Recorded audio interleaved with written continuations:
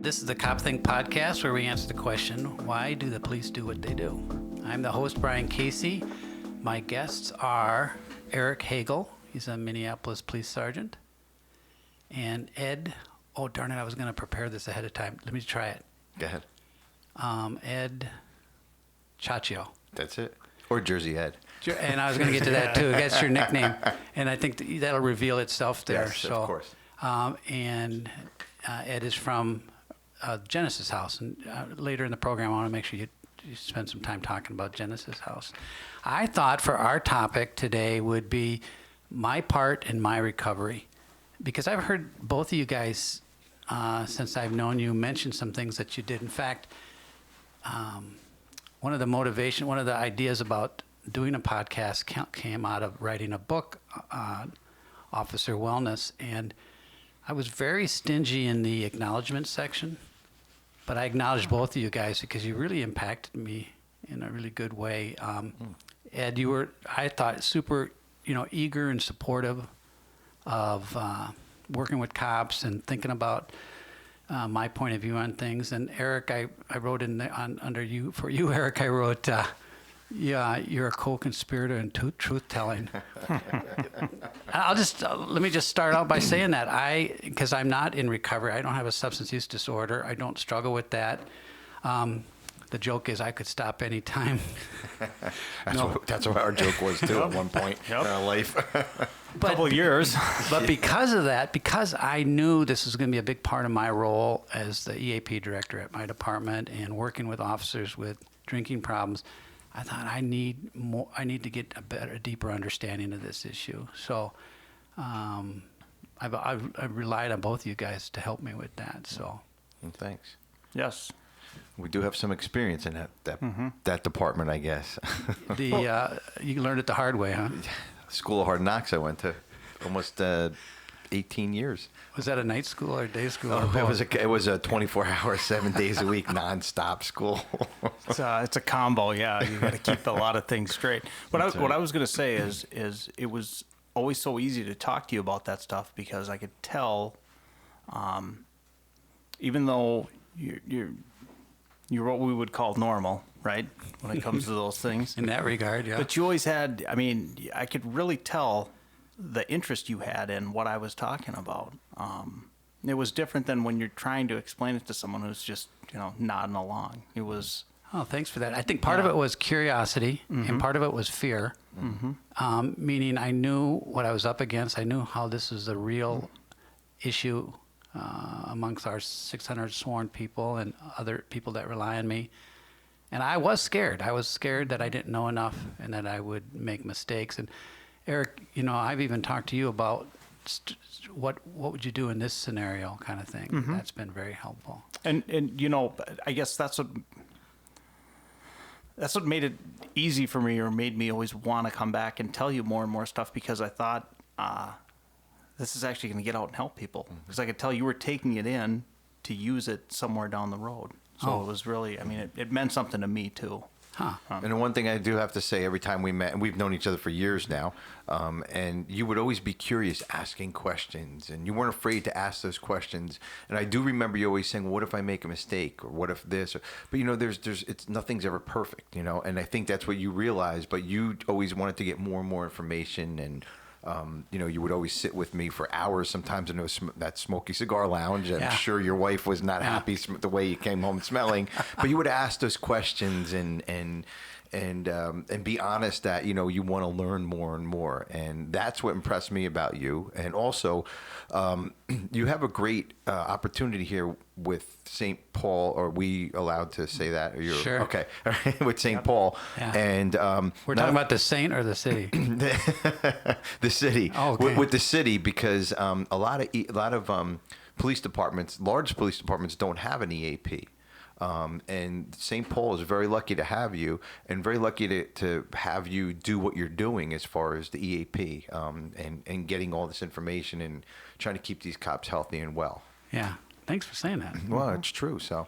Well, I can't remember if you said this right away or if we did this off mic as we get ready, but we're talking about one of you brought up the word addict.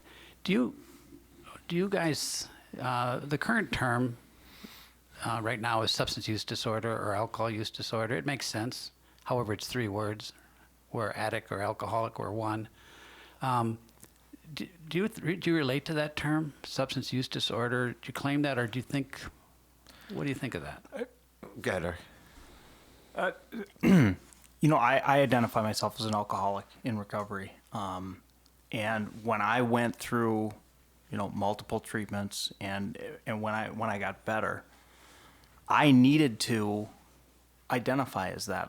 For some reason, I needed to say that's what I am, right? And that's what I'm always going to be. And I can live in the solution every day. But I needed to be that, because the second that I just have a disorder, this is for me now. If I just have a disorder or I'm somehow a little bit different, then I can convince myself, or my brain can convince me that, hey, then maybe you're not as bad as you thought you were, right? And then I'm using again. Yeah. Wow. So for me, and in fact, it's like once I got sober and I had some sobriety, I was like proud to say it. The same thing with, I always use alcoholic, but had I tried any other substances, I'd be an addict, right? And so it's easy to almost use them interchangeably for me. Oh, that's a good point. So when you use a substance other than alcohol, it's easier to use the term addict. Well, when I identify myself, and early on, I was doing this. I have a few 24 hours under my belt, and years ago, the old timers, or dinosaurs as we call them, they don't want to hear you talking about anything but alcohol in the meetings. And I always identified myself as an addict alcoholic, because I can get hooked to anything. Geez, I run like a maniac. I just ran 10 miles on Sunday. I'm thinking, should I run today? I mean, I can get hooked to anything. Water I drink, like it's going out of style, and whatever it is, I can. But that's healthy things that I do. Yeah. But the unhealthy things too, for anything from drugs, alcohol, sex, gambling, whatever it is, food. It's still an addiction, and I can open myself up to that, and it can happen if I'm not taking care of myself. So I need to remind myself, and I really don't care what anybody in the room thinks what I say. This is my program. I'm working it the way I need to work it, and we're talking about 12-step meetings. That's what I'm talking about here. Yep. And I really don't care, because I'm the one who needs to take care of myself, and that's how I work my program. As far as a substance abuse disorder, just like Eric said, I can co-sign anybody's bullshit, and especially mine. Excuse my language. But do you guys use those words in St. Paul? But I really can. And the minute I co-sign it, I'm done. And What do you mean? I don't get it, the cosign. Just put a stamp on my bullshit. Oh, I got it. Just make my BS Legitimate. be okay and Yeah. be legitimate, Or legitimize it. exactly. Oh, okay. And the minute I do that, first of all, I'm co-signing my own, number one, and that's never good. And number two, just to have it, just to have that in your mind and bouncing around. What's the old saying that the addicts to be alone in an addict's mind is a terrible what's that Neighborhood old, or whatever. yeah, bad neighborhood to be in Yeah. is your own mind or something Yep. like that. So I can't think of all these. Here's something cliches. I've noticed for both of you guys is kind of like what I would consider a healthy distrust of yourself sometimes. Absolutely. What does that mean to you? Because like right now, so my addiction to alcohol, we'll say, it's still there, and it's still working to get back out. So if I trust that I can, I can kind of let my guard down. I can, maybe I don't need meetings. I don't need this. I don't need that. You know what? I just have a substance use disorder. Now this is me I'm talking about. Well, then all of a sudden, maybe that's the avenue that my disease can say, yeah, you can have a few. All right. And I've tried the few a bunch of times. I mean, it took me, after my first treatment, second, but my first inpatient, I was just going to celebrate with little, whatever they call the little bottles. Airplane bottles. Yeah. And within a day I was back. Right. I mean, That made perfect sense to you. it made absolutely, because I had earned that, and then that was going to be my last time, and it was almost like it was going to be on my terms too. like I had to quit for other reasons before, so this was going to be like my official quitting. Well, no, all it was is my disease telling me, hey, let's get started again. I got this under control. Yep. I can control this. That's the worst thing an addict can Yep. say is control. I'll control it. There is no control. It's out of control. Matter of fact, I end up in handcuffs and probably in the back of your guys' cars. That's not just figuratively, but that's what would happen. And that's what I say. I always say if somebody asks if you want to drink and I'm feeling a little like out of, a little kind of punchy or whatever, I'll say, no, I'm sorry, I'm allergic to alcohol. I break out in handcuffs. A little cop joke there for you guys. But it's so true. When I first heard that, and I wasn't maybe even receptive to the message either, because maybe I still thought that this is a control thing and a weak moral character and all that BS, right? But it really is. It's an allergy, because if I have a drink, I can't stop drinking, right? And I can't stop trying to get to whatever this perfect place of intoxication is that you're never going to find. Yeah. There's never Right? going to be a place. But you're gonna be like a tornado causing damage the whole time getting there. What do they say? There's nothing worse than almost enough, or something like that. Yeah, it's and to this day, we would talk about like you're chasing that first high or that first drunk. I don't even know if that's what I was chasing. I think maybe I romanticized in my mind what I was chasing, and I don't. What that drunk was going to be. Yeah. It's like a perfect. You sit at the perfect bar. You sit at the perfect There it is. beach, and the drink is handed by this beautiful woman, and you have this beautiful scenery. That's not what it is, man. I was in a shitty, beat up bar in the backwoods somewhere, paying $3 for a thing of beer. Nobody cared where I was except for my loved ones, and they didn't care what was going on. The bar was disgustingly dirty, and it just didn't happen that way. It just what was in my mind was not reality, and that's what a lot of addicts and alcoholics we have to really think about. Reality to us is completely different than what reality might be in our minds. So. I'd heard one of you guys say or something about getting choice. Speaking of control, one of the great things about recovery, or where you get to a better state of recovery, if that's the right term, where you start to get choices back again versus just being pulled along by your not wanting to feel crappy or whatever. Oh yeah, absolutely. I mean, making choices that not to. God, just to not to drink, to be part of my daughter's or my son's life, or just to wake up without a hangover is a great choice. Just to wake up not knowing what you did the night before, or looking to the left of you or to the right of you and what's going on, and where am I, what hotel am I, what's going on here. Not waking up in the back of a police car coming to and being chained to a bed, whatever the case may be. That's the great choices that we have. But then there's good. I think of and looking back on it now,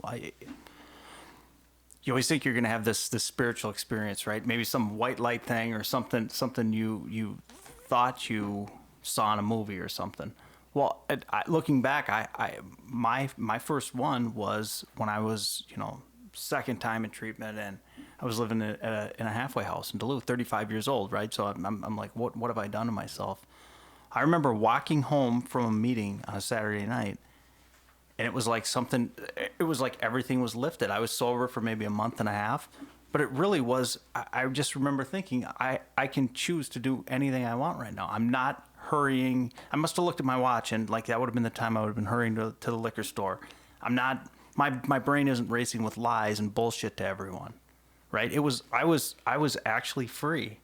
Like I maybe was when I was 16, 15, whatever it was.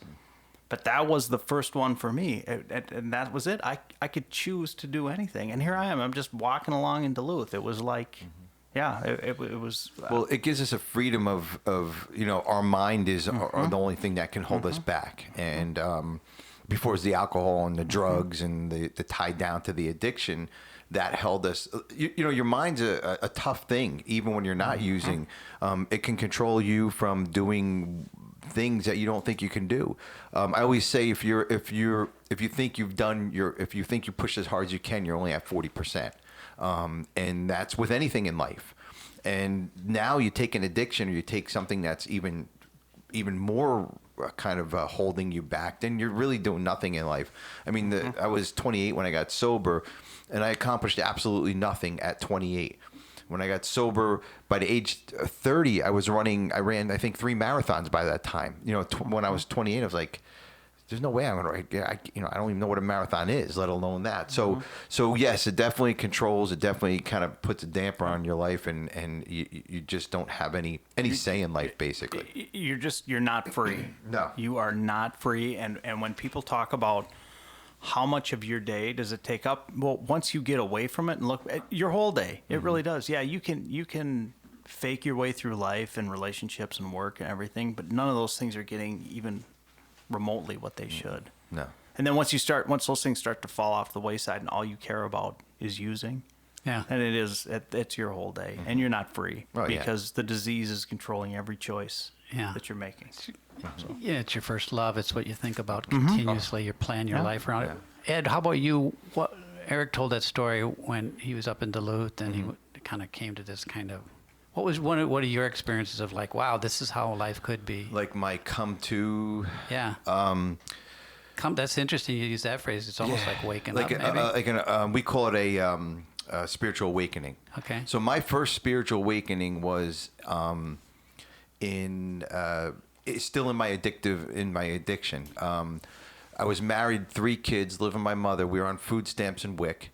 I was working at a big orange box store. I was a manager there, and I was dating a girl there. It's an honest program. I ended up at this girl's house, disappeared for 3 days. My wife, nobody knew where I was. I woke up one morning and I said, this is not good. I can't do this anymore. I didn't run out of money. I didn't run out of cocaine. I didn't run out of anything. Matter of fact, she had booze and everything there, and I just had this spiritual awakening. Before cell phones, I had to end up calling my wife, and I said, "Can you come? That wasn't me. Sorry. Can you come and come pick me up?" And I told her where I was, and it was not a good feeling that I told her that, but it was kind of a sense of relief. So I think that was my first relief, okay, this is enough. Not only did she come down and pick me up, which was an hour away, she brought my mother with her. So Well, was it a relief that the truth was out? Yes, it was a relief that the truth was out, 100%. But I didn't know where to go from there. Okay. Then I decided to try to commit suicide, half-ass attempt. And the only reason why I did that was because I wanted to. I knew there was some way. I knew there was this thing called recovery or AA or something. I didn't know how to get there. All I knew was how to get to the bar and how to drink and find a dope man and get my cocaine. That's all I knew. But I tried to commit suicide. My wife called the hospital and said, bring it into the St. Clair's, blah, blah, blah. And next thing I know, I'm in recovery, and here it is all these years later, and life is really good. But it was a hard road, and even in recovery, it isn't easy, and that's just one of the struggles. But that was my aha moment, I call it, or my spiritual awakening. Now, you had that when you were in recovery. I got it a little. I understood that there might be some freedom before I stopped drinking. Thanks. Eric, one thing that I want to insert here is that you're 35 years old. You had been a police officer in Minneapolis, and probably as best you knew, you would never be a cop again, and maybe you didn't even care. I don't know, but you had taken a big fall. Yep. So I had taken this big fall. I had left the job more on a medical leave, and I tried treatment once. The treatment was great. It was what I did afterwards. Well, it got to a crisis point where I was hospitalized and I had to go again. And even then, there was even as I was at treatment, I had a lot of complications in the hospital, and I remember thinking, while I was at treatment, like, why didn't God take me? I was almost angry, that selfishness, and so I wasn't even seeing clearly. But kind of so we fast forward to my Duluth in the halfway house, and at that moment when I was really free, and that was one of the things too. I didn't care. It was like I have a life now, right? No matter if I go back to the police department, if I do any of those things again, I can live like this. Yeah. You know, and that's what I think. I think it's all those factors that went into it that it really hit me. You know, one thing you told me once, I hope you'd be willing to tear it again. No, that absolutely. point at the hotel where, you know, if you're any cop, even Ed, do you remember when you did that right along with me? We go to a hotel where someone is, God, yeah. what maybe people think of as a rock bottom. And I know in your field, you know, you try to bring the bottom up. The point is that, tell that story about that. It's just pretty stark. Oh yeah, I mean, so after my first treatment came back, and Thought you were too smart for it, or what? well, I was going to do that little celebration, and then I was going to do some other things, and then I was gonna somehow quit, and so finally, but it was back to all the same stuff. The lying to my wife, just lying to everyone about using, just anything to use. So finally, my wife had enough, and she said, you know, you're gonna have to leave until you get better, and don't come home until you get better. So I went to one of these, I won't say the name of it, but a hotel where, as a cop, I would look at these places and say, this is where people go to die, because we would go to deaths, and they were usually the same story, you know, overdose or someone who dies in their 40s. Back in Jersey, we call them the no-tell motels. There you go. Yep. And now I'm at one of them, and I don't know. I mean, but I was all stocked, and I had booze, and I think I signed up for the room for a week so no one would bother me, you know, that whole thing. And it's funny. I don't know what, and maybe this was one of those moments too, and didn't even realize it, but I had woke up and had some nightmares, and I remember thinking, if I don't leave here, I'm going to die. I don't know how, you know, if it's going to be at my own hands, or if it's just going to be, you know, I'm going to drink myself to death. Because I was a lot sicker then too, because of course you don't know that. You can look in the mirror and say I look fine. Mm-hmm. But really, I knew that if I didn't leave there, I would die. And so I called my wife, and she said, yeah, you can come home, you know, temporarily till we can find a place for you to get better. Yeah. What's worse? I shouldn't say worse, but I guess I don't want to compare anybody's addiction or their journey, but like being a cop and protecting people and knowing that your life is falling apart inside. So you look at yourself in the mirror saying, okay, I got it all together, but you know deep down inside that it's not right. And have you? I'm sorry, I'm interviewing him now, but have you gone through that? I mean, I can just imagine that. I mean, you know, you're protecting people, and now you got to try to keep it all together. Well, what was hard for me is because when I was using, it was almost like I could convince myself of anything. Right. So I never really faced that just because I wouldn't allow myself to. Right. Okay. Like, no, I'm fine. I can take care of everything. What was really hard for me was when I was a new cop, I was so judgmental of people right now. And I had become that person that was so easy to pick on. Yeah. Right. Or to, you know, or to just kind of cast off like you don't matter. Mm-hmm. Right. And now I'm that guy because I've said, and I know I've said this to Brian a bunch of times, the only thing that separated me and some of the homeless population I used to deal with, right, is that I had a suburban basement to hide in and drink vodka, and I had places to hide those bottles temporarily. I didn't have to be under a bridge. Yeah. But the addiction part of it and where it was going to lead me or a homeless guy, there's no difference. No, it's you know? the same journey. Yep, yeah. And that's what I think helped me so much in treatment and in, you know, I guess in recovery, is that there isn't that much of it. You know, there's that tiny degree of separation. Yeah, absolutely. Sorry, Brian, that's my podcast I know. interviewing. Sorry. There's a good reason you're here, Ed, because you do have a podcast I want to talk about, and also you run you work at a treatment facility, and I want cops to hear that and how your take on that. Also, Eric, too, has just been really helpful for me because he's a Minneapolis cop who went on this path. And one of the things I maybe you can tell right now that I think that any listeners need to know is that you returned to the police work a better employee than you left. Absolutely. And have been having a fabulous career. Yep. 100%, no question. I mean, I'm doing things now that I would have never even dreamed of before. Right? Even, I mean, getting promoted and, you know, and getting a chance to, you know, help a lot of people in the department and other departments through my experience. But I just never, I mean, this would have never worked out, right? I mean, I would have lost a lot of stuff. And I say that too, even let's say I wouldn't have been, let's say I wouldn't have gone off the cliff, so to speak, as soon as I did, right? I almost think that hitting my bottom was better, because if I would have been able to just kind of drag myself along and continue using, well, then I would have started having consequences. I mean, I wouldn't be in this occupation anymore. So now, I mean, I see why people say they're a thankful alcoholic or addict, because I'm thankful for that bottom and that I had a chance to redeem myself. Well, you know, and this is something that you and I have talked about when I've kind of run by situations or scenarios. We're not talking about specific people necessarily. I'm just talking what if scenarios. And one thing I learned from you, and I think you come off right now somewhat sympathetic to those that's suffering with alcoholism. However, boy, you are hardcore. And you've really straightened my mind up, not being necessarily over sympathetic to the shenanigans.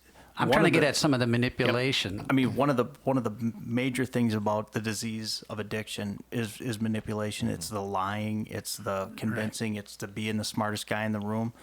And I say it's part of the disease because, you know, I can't speak for Ed, but in knowing you, I don't do any of those behaviors when I'm not using. So that's why I say it's a part of the disease. And understand that even if you start seeing some of that stuff, you can't get mad necessarily at the person, but you need to call them out on it. Because until I got called out by other alcoholics, even my wife, after she really knew what the disease of addiction is and how you're not helping someone by enabling them or by just kind of stringing them along. Isn't that what an AA meeting's like?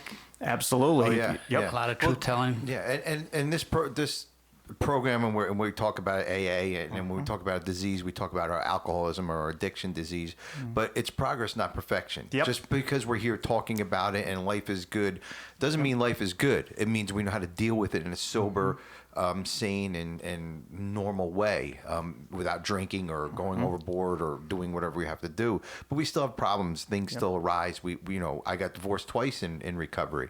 Hopefully not a third time, but still good on that one. But but we do make mistakes, and that's what the AA, what AA is about. It's what our sponsors are about. That's why I come around and see you. Believe it or not, you help me out also. I get a lot of information from you and you, Eric, when I see you and talk to you, and anybody in my network that I network myself with people who I can learn from on a daily basis, who can help me stay sober and clean. You don't necessarily have to be in recovery to do that. Yep. And I don't know if you find that, but Brian, I mean, I learn a lot from you about for myself for my recovery. Well, that's good. I think we're all like that too. Is help certain people help us see ourselves too, and I forgot what I was going to say. Well, let me just say this real quick while you're checking there. Just as Ed was talking, I Nice one. I mean, in our past lives, to even get me and him in a room on time here to do, I mean, this right here is a miracle. We're both here. I mean, we and there were other factors that you know, maybe weather or traffic or things like that. You would have probably missed your plane, because I know I would have. It's happened to me. I would have been at the airport drinking, probably. There you go. So I mean, when you look at it like that, I mean, this is kind of fascinating to me I guess that's what I stalled out on, but I was thinking I guess it seems obvious now, but you would much rather face life struggles and life difficulties sober than you would not sober. Well, we face them and go through them. When we were using, we would just, or drinking or whatever, we would skirt around them. The issues are still going to be there.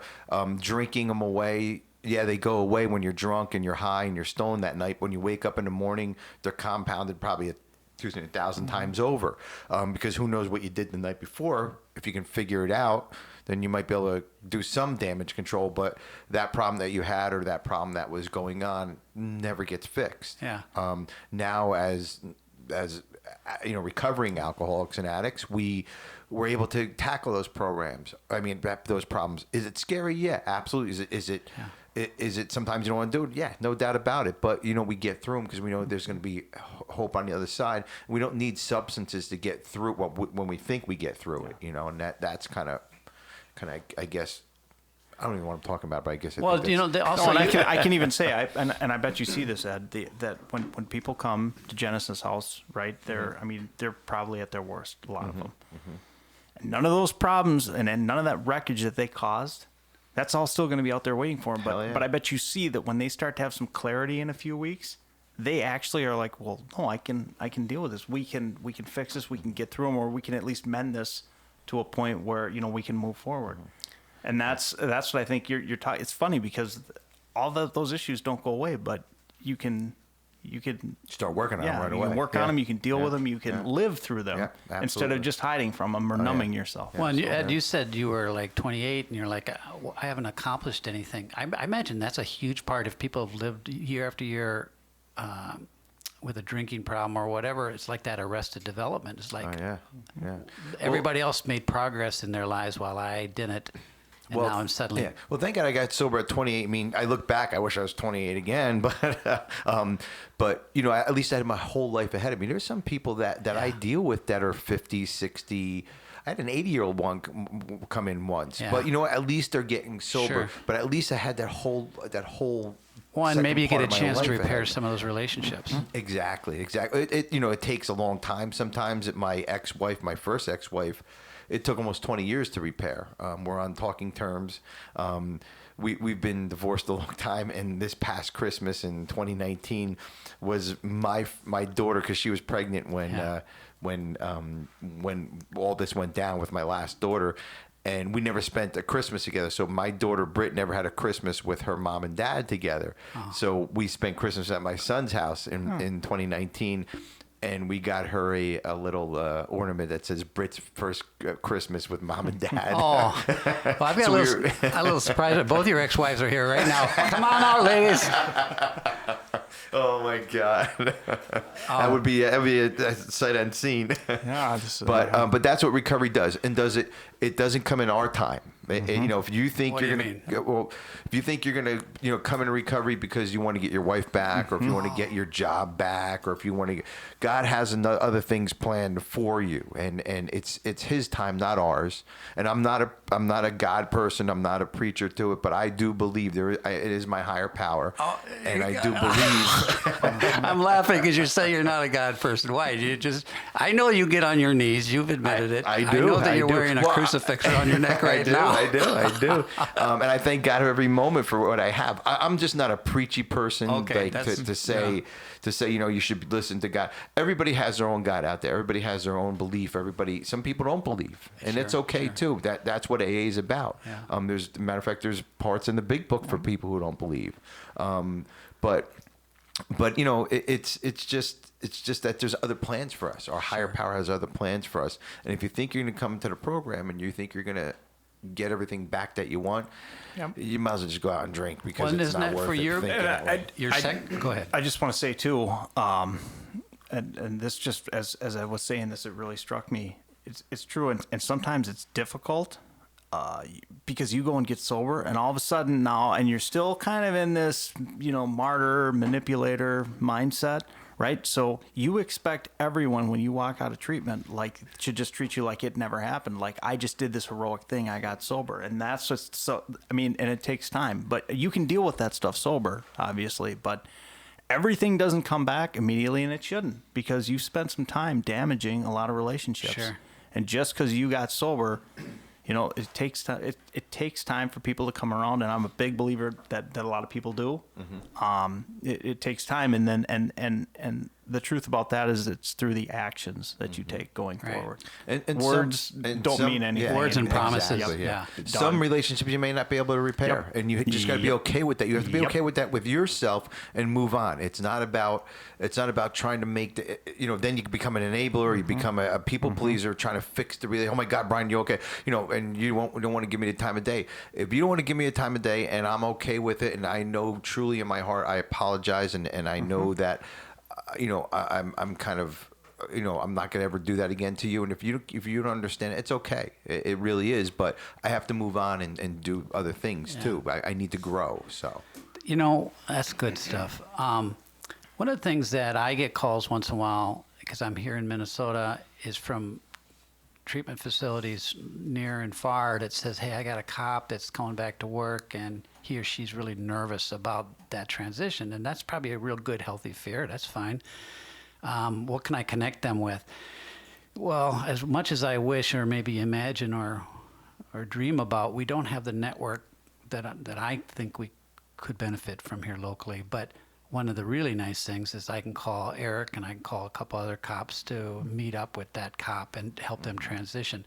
One thought I have about this, and Ed, I'd like to get your point of view as well, is when a person is working their recovery, and we know that the treatment facility is obviously a huge step, but a lot of it is stabilizing, right? And then the rest is how do you apply that in the rest of your life? How do you mend those relationships? How do you make good decisions? How do you live life sober and all that? Is often I think it seems reasonable that someone would lay low in the rest of their lives while they're working their program. You know, that you'd want a job. So maybe it's okay that you have a job, I don't know how to frame this, below what you think you're capable of. Just whether you're a cop or not, let's say you're not a cop. Just because you got to, was there a period where you went to meetings once a night for that kind of, because sometimes people in sobriety, I understand that sometimes they work it hour to hour. Yes. And then maybe you stretch it out over time. Probably for the first I know for the first 2 years, I probably didn't miss a meeting. I would go every day, every night. I'd come home from work or go to a meeting in the morning, depending where I was working.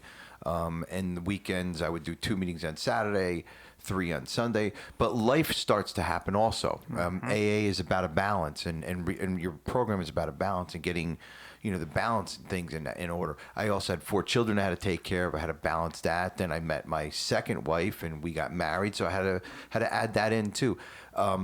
I don't eat, sleep, and breathe AA all the time. It's there. It's over me. It's hanging around me, and I know I can fall back on it anytime I want. But I don't eat, sleep, and breathe it because there's other things in life to do. There's other, there's other things to experience. But I can experience them sober with the program helping me through that, if that makes sense. Yep. That's just a really apt description because. Yeah, obviously you need to get back into life, but that's what AA helps you do, and it's always there. And I think it's almost like if you're now gonna embrace things that you should have been doing before, that's maybe just an extension of AA is the way I look at it, because you're actually doing the things that you're talking about, and you're getting back to maybe where you left off or things you missed out on. It makes sense to me, too, that you would work the program as hard as you can because you need to retrain your brain and and a lot is going on.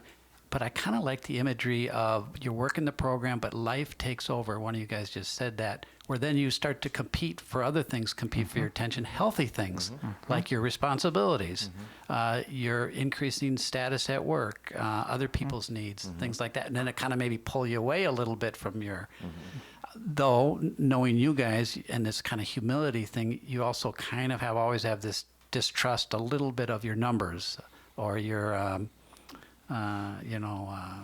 little distrust of your not being overly confident too at the same time. Well, I don't do anything without running it by at least somebody. If it's my wife or whatever, whoever. I mean, I call you up sometimes and ask you for advice. And I'm not saying what color socks I should wear or does the orange shirt go with the pink tie. I mean, not those decisions, but I'd say no to that.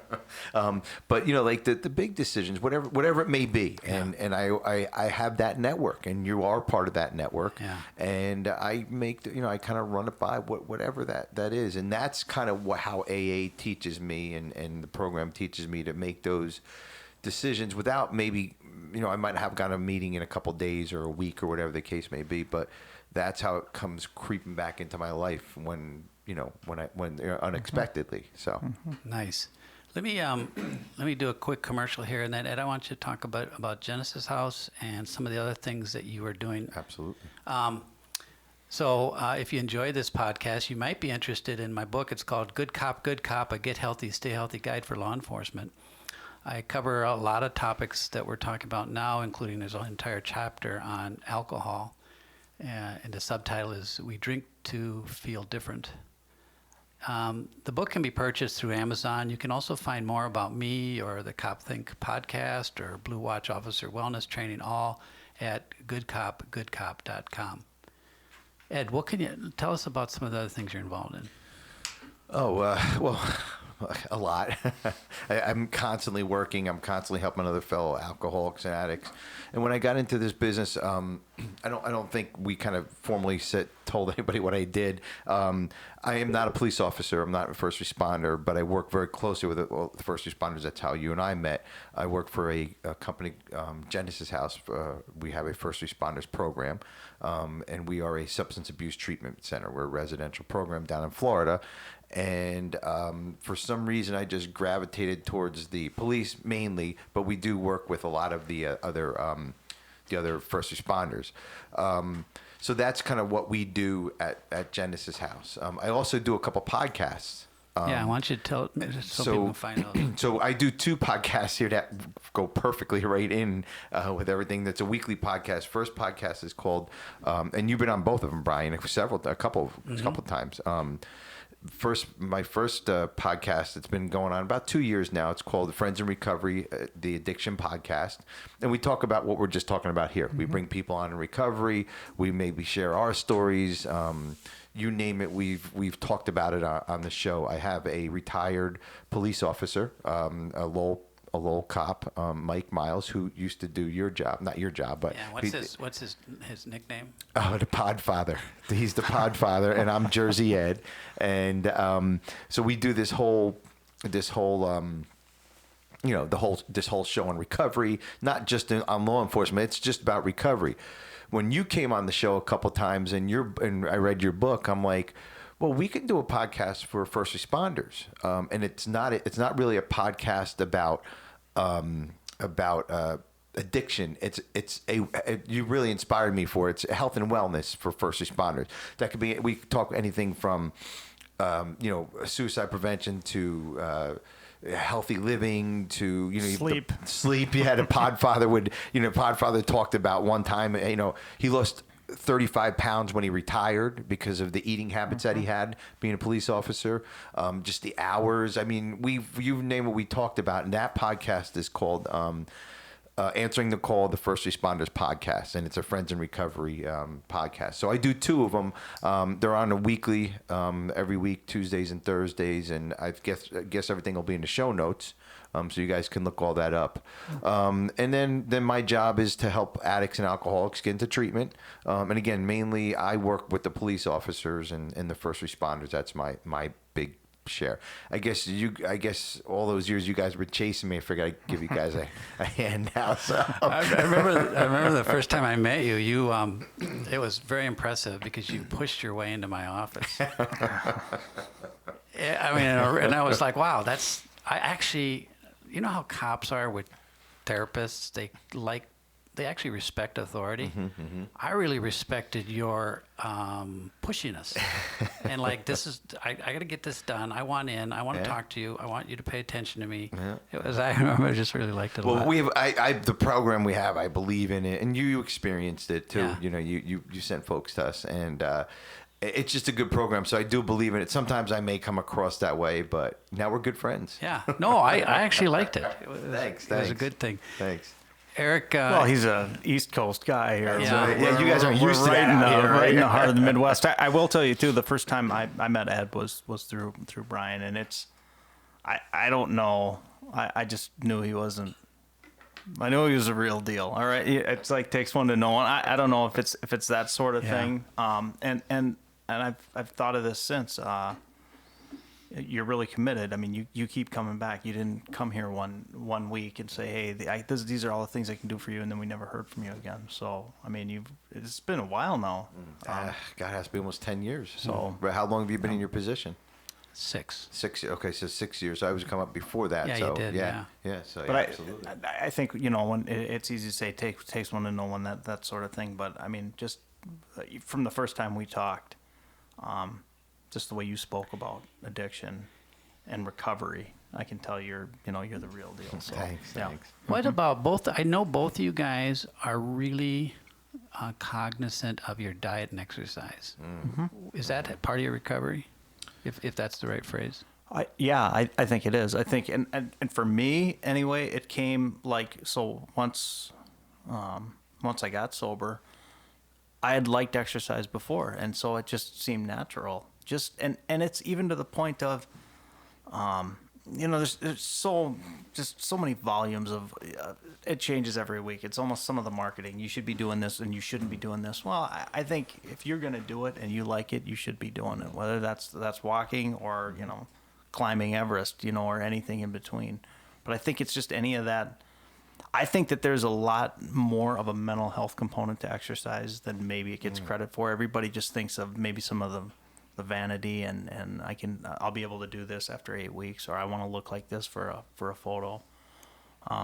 I just, and it took me years to figure that out, but I really think there's that whole mental health piece to it. I have to agree with that 100%. But the eating habits, they change completely. I'm from Jersey, so Jersey Edge is my name on the show, if anybody's listening. But we have Taylor egg and cheese sandwiches. Taylor ham, egg, and cheese sandwiches in Jersey. Pork roll, you guys have that out here? I don't know if you have that pork roll. It's just a meat that has just everything in it. I've seen it on the Food Network, and I want to try it, actually. So it's a Jersey thing. It's actually made in Trenton, and I used to live off of those sandwiches, like constantly just eating those sandwiches. And it's just like processed meat and squished in it. Oh, it's horrible. It's really good, but it's horrible for you. So that was my life. Then I got to recovery. They were going to be one of our sponsors. Oh, were they? Oh, well, Taylor Ham is done for them. But and some of your cop friends listening, they'll probably know what I'm talking about. But just putting bad stuff in your body, it just like alcohol. Putting the bad stuff in my body. Why should I put bad food in my body? If I'm not putting bad alcohol, if I'm not putting those drugs and alcohol in my body, why don't I start putting some healthier stuff into my body? And that's how I ended up getting into it. And then years and years ago, I exercise all the time, just like you do, Eric. And years and years ago, I was the wellness coordinator over at the store. 2 years into my recovery, the big orange store. And of course, I want to save the world. I want everybody to be, sober like me. 2 years into it, come on, it's a perfect world. I'm the shit, man. Come on. So I became the wellness coordinator. Why not? So now I've never exercised before. To this point, I probably still didn't do much. I got a letter in the mail saying you have to go run a 5K. I'm like, freaking is a 5K? I'm like, now we didn't have these things, a phone, you type in 5K and I'll tell you exactly what it is. I had to go research like what a 5K was. Well, 5K is 3.1 mile. And I'm looking at that. I'm like, you want me to run a 3 mile run? And so anyway, so that's how it built up. 2 years later, I ran it. Almost 2 years into my recovery, I ran my first marathon, and I just got hooked. And I never exercised before. Never ever had never inkling to exercise. Let me tell you, cocaine was a good workout partner. I could put my heart right to freaking work all the time, so I didn't really need a cardio when you use cocaine. So, but I don't suggest that for anybody's workout program at all. We're not promoting that. Yes, not at all. But in my addiction, that's the crazy thinking that you have. Yeah, so. That's a good way of looking at it. And I've seen articles from other treatment centers that have done studies. I believe running, I don't know, there's a certain number of people in recovery that running just seems to be what they really well, because of the endorphins. That must be what it is, yeah. Even when I'm like, you probably heard my voice changing when I started talking about exercising and all that. Yeah. I get really hyped up about exercise. I just get that endorphin high from it. I went out running yesterday, and I'm like, well, I can probably do 10. I haven't ran in a while, but I can probably do 10. I ended up doing 11, and I just had to tweak a couple things, and I was able to go run 11 miles yesterday, and I loved it. It was 2 hours by myself. That's my church. I don't go to church. No offense to anybody out there, but that's my thing. It's my church. Get to talk to God and work out some problems and relax and kind of figure out the world when I'm running those Well, and I don't miles. think, sometimes we think balance is somehow the highest virtue. I think if you're trying to survive and trying to switch it up from your addiction, okay, maybe you're obsessive about something else for a while. Better to do something relatively healthy. Yeah. Healthy distractions, healthy interests. Yeah. And then I imagine at AA meetings, I think you already mentioned it, they're going to call you out on those other things too, maybe. You know, if you need to be woken Yep, up and to if something. you have a strong sponsor, which I always recommend to everyone, that's kind of what I mean. I've called people out on that sponsees. That's kind of what you should be looking out for, right? Right. Well, if you work a good program, you're going to keep yourself in check. Not keep yourself in check, have somebody keep you in check. And you can't do that on your own. You know, if you want to say, "Oh, am I going to do this or this today?" You know, you really can't. You want to take the easier, softer way. Your sponsor's there to kind of direct you around that and say, okay, once you get through it, might be a little bit harder, but you're going to get through it. So sponsors are really important. That's a good point that you brought up, is to make sure you get a sponsor from day one. And if anybody's having, you know, if somebody's scratching their head saying, yeah, I do have a drinking problem, listen to this. I am a cop, and what the hell are they talking about? Listen to Friends in Recovery podcast. I'm just kidding. All right. or you know, just go to an AA meeting, or get a hold of one of us here, Right. and all the info. We'll work you through it.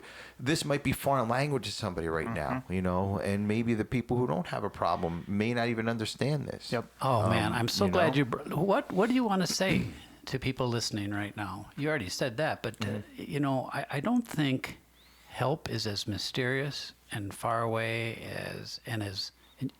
and you're not the only one having these thoughts, you know.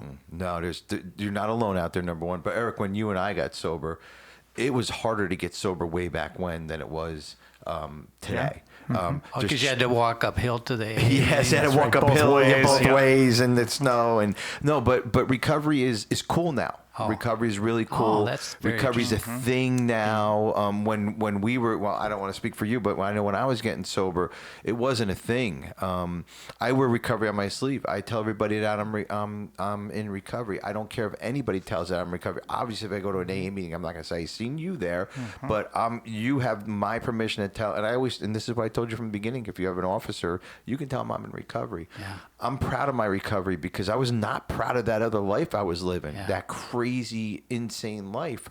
Why shouldn't I be proud of all the accomplishments that I did? And it's because of AA. It's Dang. because of that's why I'm on your podcast. Not because of, you know, it's because of me getting sober. Why should I fucking hide that? Excuse my language. Right. Well, I Yeah, I would wish say I was in recovery. No, you don't. It was hard getting here, Brian. No, I wish I had that, and then I was in recovery. like sometimes I have to almost check myself because when I'm talking to people and they're, you know, and we're to the point of, you know, yeah, maybe I need treatment or whatever, I start getting excited, like, because I see treatment as that gift that's going to give them their life back. Oh, nice. And so, Sure. and I think other people are looking at me like, oh, that's a sad day. Like it's treatment. Oh, you can't. No, you have a chance. Right. That we're even talking about this. You still have a chance. And it's something to be excited about because you have no idea what's waiting on the other side that you haven't seen for, Absolutely. well, however many Well, years. Eric, you've been you've using. told me that too, where I've talked about all the way of framing up these arguments and talking to cops, this and that. And you're like, you know, they need success stories too. And I'm thinking, wow, that is so true. There's a lot of fabulously successful recovery. Yeah, absolutely. Yep. And just real quick too, it's that as much as you can, I don't want to say normalize it, but make it known that they're not the only one. And the other thing about the disease is for me, it was always, I'm different. You know what I mean? And that's what leads us down that dark path where you get so bad to begin with, right? I'm different, so it's not affecting me the same. But to let people know that you know, treatment isn't the end of the world, and there's so many more people than you can think of. You know, I go into it in the book. I won't elaborate on now, but just the dangers of that cop specialness, recurring recovery. One thing, if I can add to that, Sure.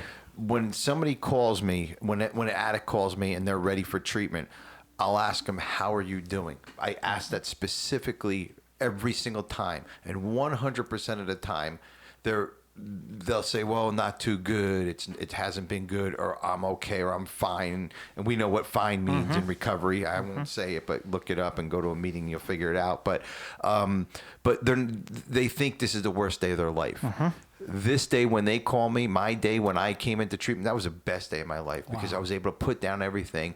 I was able to start a new life. And when we look at it as addicts and alcoholics, we're looking at it as this is our worst day because that drug or that alcohol was our best friend. We're losing our best friend. We're losing our wife, our lover, our everything. And we think it's the end of the world, but it's not. It's really the beginning of a new life that's just going to take you places you'll never even believe where you can go. That's good. That's a really good message. Speaking of messages, I want to just quote my own book here because it's Because he can. well, because the author is a genius. Yes, absolutely. No, because it involves something that Eric said to me. It says, a friend in recovery told me the best thing that happened to him were generated by him. And if you are in a bad way, feeling lost, unsure, and without a plan, saving yourself can include asking for help from a friend or professional. So, Eric, that first part about generated, what did you think? What did you mean by that? Can You were listening. Yeah, no, I was listening. As soon as I said the author, It you're was like, "Oh, that I guy." almost got too deep for myself, I guess. I don't know. What? Who said I that? said that. The best things that happen to you, because it's in that area where I talk about saving yourself, and in police work, we really should have this attitude. I might have to fight to the bloody death by myself, and there's a part of anything in life of saving yourself. And then I go on to talk about how you had mentioned that the best things that happened to you were the things generated by you. Yeah, I think a lot of this comes to, and even as I was listening to Ed and we were talking about sponsors, I really think that for me it was the humility. And to me though, the humility is being willing. So you've lived your life, that you have this riot going on, and all of a sudden you're going to start listening to other people who've been down that road and know better than you. But that's where the rubber really meets the road. It's we hear it gets used almost cliche. Oh, I'm just staying humble. Well, to me, the humility is saying I can't. I'm throwing my hands up here. I need help, and when you offer the help, even though I don't agree with it, because I've been doing my own thing for so long now, I'm going to actually listen to you and I'm going to actually follow it. Well, and maybe what that does, that humility actually sets you up to be of good service to someone else down Absolutely. the road. Because they approach you in a way because you've humbled yourself by whatever experience or observation about yourself, that now you are in a state of mind where you're able to do something for somebody else. You're open. You're more open. Yeah. It's not my way or the highway. You're open to more things in life and understanding also. And it's not just lip service. Yeah. Someone tells you something and you actually follow it, and then you follow through and you see, hey, you know what, this works for me. And it's that. I mean, it's if I had to boil it down to two things, it's being humble and grateful, and that's where, I mean, even the grateful, like you thank me for coming over here and taking time out of my day. No, this is great. You know what, this might help. So this is good for me. Yeah. So it's a selfish act that we do. Yeah. And being selfish, we put ourselves out there and explain who we are. But this helps us. I mean, I flew over from Philly to come here, and I couldn't wait to do this because I didn't know you were going to be here because I didn't have your phone number, phone number. So I'm thinking that all fixed. Yeah, exactly. But I knew I was going to talk about my recovery, and I knew I was going to be able to help maybe one person that's listening. If not, it was just talking about what I did in listening to my life the way it used to be, and I don't want to be in that used to be. And even now, in recovery, and correct me if I'm wrong, Eric, we still grow. I mean, Absolutely. I'm growing daily, and just kind of trying to figure things out in life. And it's something just hit me a few weeks ago. Even if I look back to when I was first sober, even things that were important to me, just other outside life things are like, God, why did I waste time worrying about that or whatever? So I mean, you really do. Yeah, absolutely. I went to a Tony Robbins conference or expo or whatever about a month ago now, and that enlightened me. Believe it or not, that was just a big. It was like an AA meeting. It was great. It was a blast. One thing I did find out for myself, again, I'm growing, and one thing I did find out about I don't have to say no to anything, or I don't have to say I can't anymore. That's what that really taught me.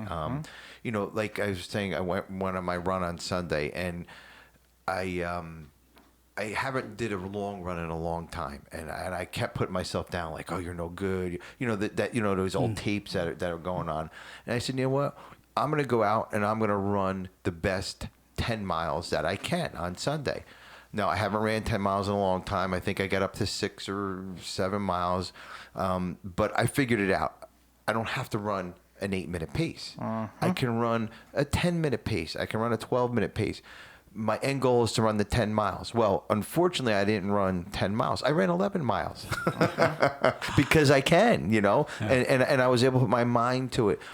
And when you put your mind to something, whatever it is, if it's recovery, if it's whatever, you can do it, and you can only better your life. Especially in recovery, you better your life once you put that drug or drink down, and it just makes life so much better. Putting it down, and then living in recovery too.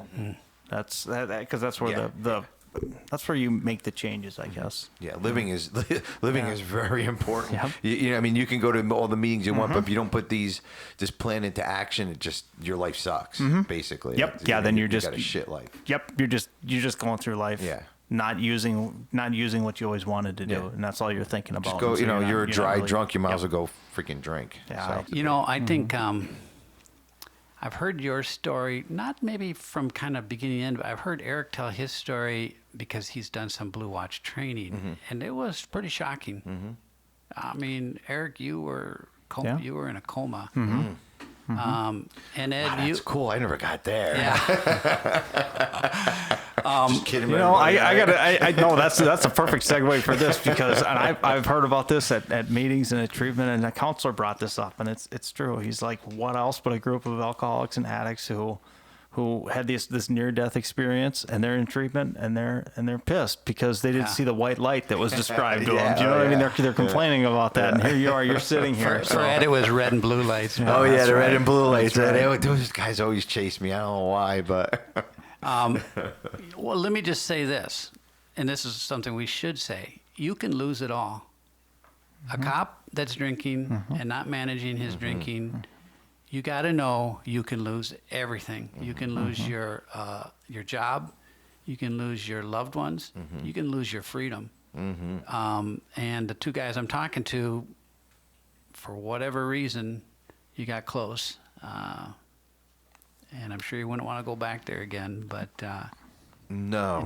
instead you are productive, contributing humans that are helping others, Absolutely. And nobody ever wants to go there, but this disease wants us there. This disease is still on our shoulder. This disease is still telling us that this might not be the right way. And there is a certain little bit of doubt, like maybe I can. Oh, I know I can't. But this disease is sitting there waiting for us to get weak and not go to a meeting, not talk to a sponsor, not to do these shows, not to have sober people in your life, because the minute it can find that little open, it'll attack and it'll take us down, and we'll go to places we never ever want to be or never think we can be at again.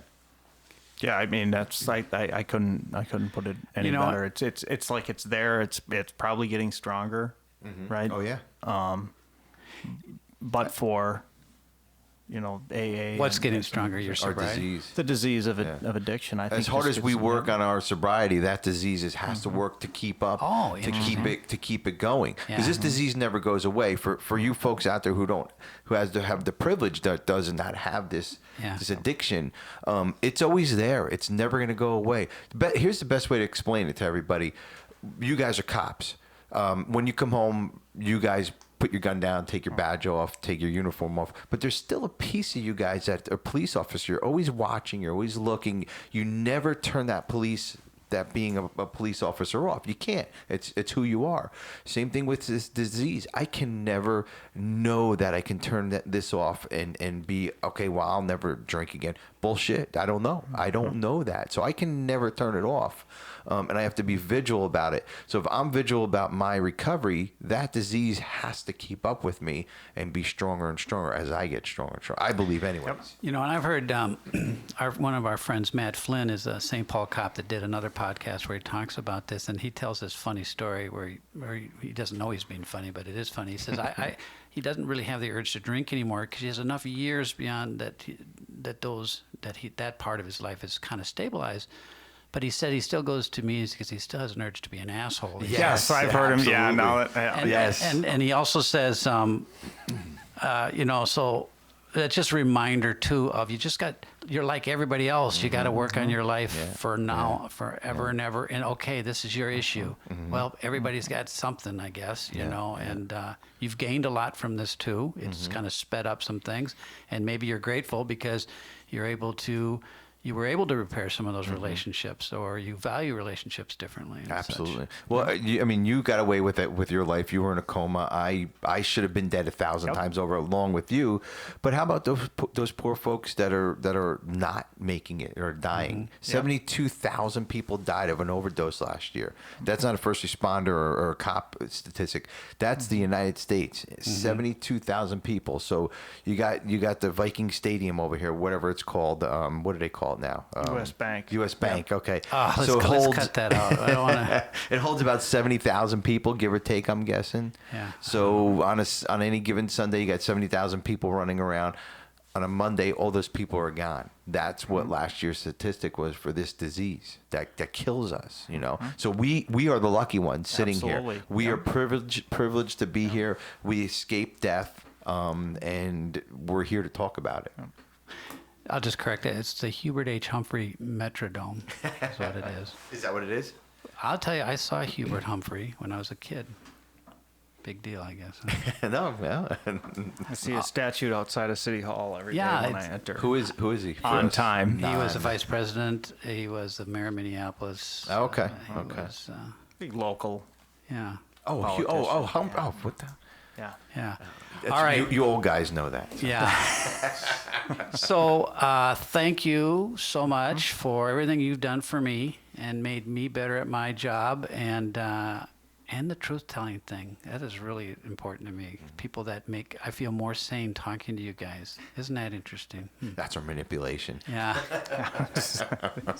But we really get something out of this too. Even when I stopped over, what was the first thing I did? I mean, I told you about something I was dealing with outside of here, right? But I think I was asking for your approval in a way. Do you know what I mean? Sure. So yeah, it's Yep. I hear you. And it's a two-way street. Yes. The one thing that I probably have said, I've been to some training sessions or other meetings with both of you guys.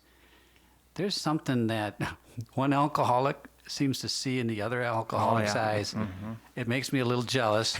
But it's also like, wow, it's a kind of a knowing. Maybe it's that humility thing. If you survive, man, this is a good way to live. It is. I have no complaints. All right. Well, thanks. Thank you. Thanks, Brian.